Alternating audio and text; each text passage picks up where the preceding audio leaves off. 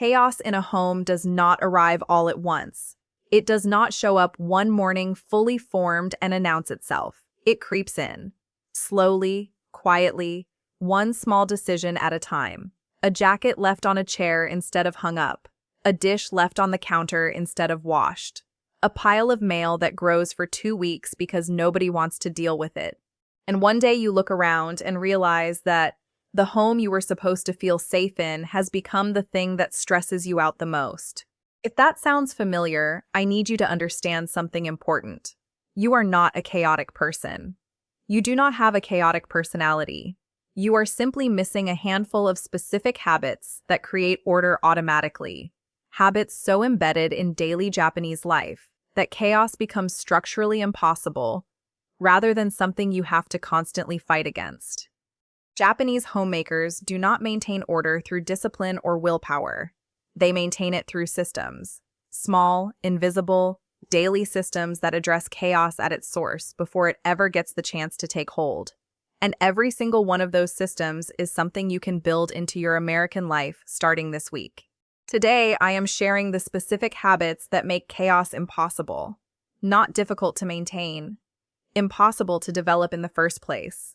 Let's go. Before the habits, you need to understand what actually creates household chaos.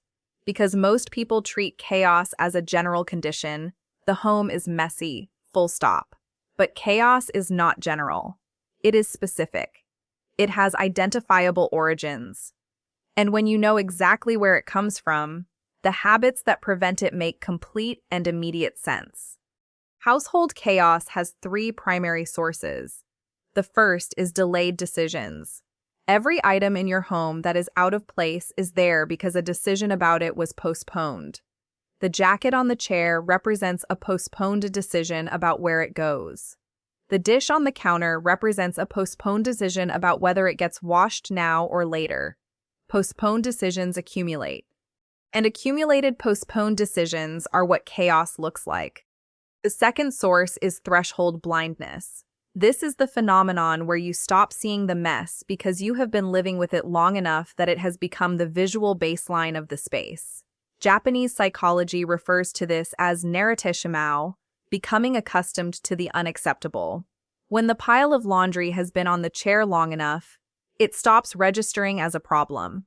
It simply becomes part of the room. The third source is the absence of designated homes for objects. When an item has no fixed place where it belongs, it lands wherever is convenient.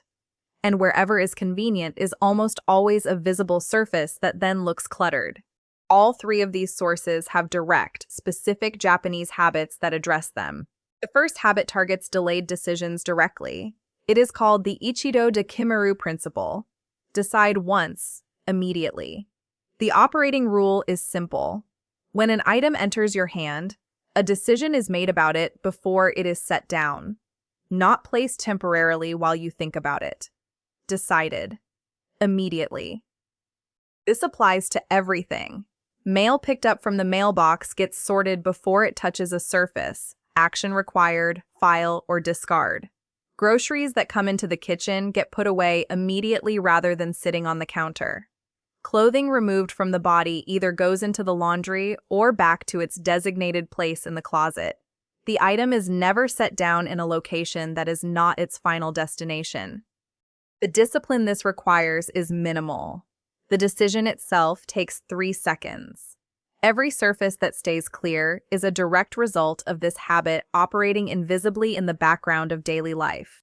The second habit addresses threshold blindness. Japanese homemakers practice what I call the fresh eyes walk, a deliberate brief practice of moving through your home while consciously pretending you are seeing it for the first time. Not a family member who has lived there for years. A first-time visitor experiencing the space fresh. This practice breaks the visual accommodation that makes mess invisible to people who live with it. When you look at your home through fresh eyes, even briefly, the jacket on the chair registers again. The pile on the counter registers again. The thing that has been sitting on the stairs for 3 weeks registers again. Do this every morning before the day fully begins. Walk through your home slowly. See what is actually there rather than what your brain has learned to filter out. Then address what the fresh eyes found before moving on with your day. The third habit addresses the absence of designated homes for objects. In Japanese home management, this is called taisho, the fixed placement system. Every object in the home has one specific place where it lives, not a general area, one specific place. And that place is chosen based on logical proximity to where the object is used and maximum convenience for returning it after use. The implementation requires a one-time investment of thought. Walk through your home and identify every object that currently has no fixed place, the things that appear in different locations every day, the things you are always searching for. For each one, assign a permanent home. Make that home logical. Make it convenient. Make it so obvious that returning the object there requires almost no thought. Once every object has a home, chaos becomes structurally difficult to create. And when returning an object to its home is easier than setting it somewhere random, because the home is conveniently located and clearly defined, the path of least resistance becomes order rather than disorder. The fourth habit is what Japanese homemakers call nagare no siri, the ordering of flow. Every home has patterns of movement through it. The path from the door to the kitchen, the route from the bedroom to the bathroom, the flow from the living area to the dining table. These movement patterns predict exactly where objects will accumulate, because people set things down at the natural pause points in their movement through the space. Identify the pause points in your home's movement flow. The spot where bags get dropped when coming in. The surface nearest to where the family gathers in the evening. These are your chaos hotspots, not because the people in your home are messy, but because human movement naturally produces accumulation at stopping points. Address each hotspot with a small, intentional containment solution.